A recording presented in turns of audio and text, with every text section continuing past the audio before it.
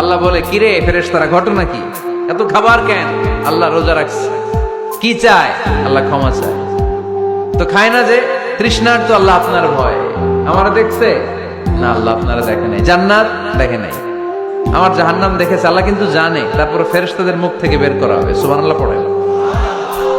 আমার জাহান্নাম দেখেছি কিনা বলো? ফেরেশতারা বলে না, জাহান্নাম দেখে নাই। আমার জান্নাত দেখেছে কিনা বলো? জান্নাতও দেখে নাই, কিছুই দেখে নাই, আপনারও দেখে নাই। আল্লাহ এবার খুশি হয়ে যাবে। আমার খুশির জন্য আমার ভয়ে তৃষ্ণার্ত ক্ষুধার্ত সামনে খাবার হাত বাড়ালেই খেতে পারে, গ্লাসটা তুললেই পান করতে পারে, আমার ভয়ে খায় না। আমার ক্ষমা চায়, আমার কাছে ক্ষমা প্রার্থনা করে। এখন আমার বান্দা যা দোয়া করবে, বান্দার সব দোয়া আমি কবুল করে নেব। আল্লাহর ভালোবাসা সফট কর্নার খুব গ্রো করে, যোগ্য যে খুব মারতে হবে, ঠিক কিনা?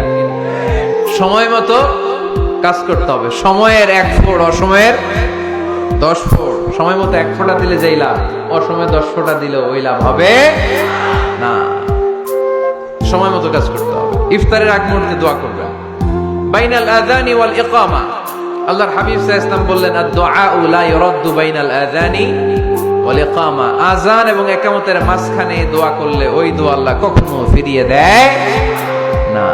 জোহরের আযান হইছে, সুন্নাত নামাজ পড়ে বসে আছেন, মুয়াজ্জিন সাহেব আসে না, ইমাম সাহেব বের হয় না। এই সময়টা অনেকে কিছুই করে না, ঘড়ির দিকে তাকায় থাকে, মোবাইল টিপে, পাশের লোকের সাথে কথা বলে। কিন্তু এটা যে it's a very high time to make দোয়া, এটা যে দোয়া করার সবচেয়ে দামি সময়, এটা অনেকে টেরই পায় না। ইউসুফের খিলের ভাইয়েরা, আপনাদের মনে থাকবে তো, আযান ইকামতের মাঝখানে সময় পাইলে কি করবেন? লিস্ট করবেন কি কি লাগবে। আল্লাহ আমার টাকা লাগবে, আল্লাহ আমার পয়সা লাগবে, আল্লাহ আমার স্বাস্থ্য খারাপ, সুস্থতা লাগবে, আল্লাহ আমার ছেলে নাই, ছেলে লাগবে, আল্লাহ আমার মেয়ে নাই, মেয়ে লাগবে, আল্লাহ আগামী ইলেকশনে আমি দাঁড়াইতে চাই, আমার তুমি চেয়ারম্যান বানাই দিও। এইগুলো লিখবেন। পারবেন? কথা কয় না। পারবেন? পারবেন? সুপার শপে গেলে কি কমন পড়ছে নাকি আপনাদের দোয়া? হ্যাঁ, ও চেয়ারম্যান সাহেব আপনি? মাশাআল্লাহ, মাশাআল্লাহ। তো এই যে এগুলো লিখবেন। সুপার শপে গেলে কিন্তু আমরা লিস্ট করি, চাল লাগবে, ডাল লাগবে, রসুন লাগবে, পেঁয়াজ লাগবে, করি না লিস্ট? দেখেন দুনিয়ার জন্য কত কনসাস আমরা, কত সচেতন। কিন্তু আল্লাহর কাছে কি চাওয়া লাগবে ওইটা নিয়ে টেনশন নাই, লিস্ট করবেন আর চাবেন। এরপর আল্লাহর হাবিব বললেন, দুবুরা সালাওয়াতিল মাকতুবা, প্রত্যেক ফরজ সালাতের পরে আমরা যে আল্লাহর কাছে দোয়া করি, ওই দোয়া কবুল করে কে?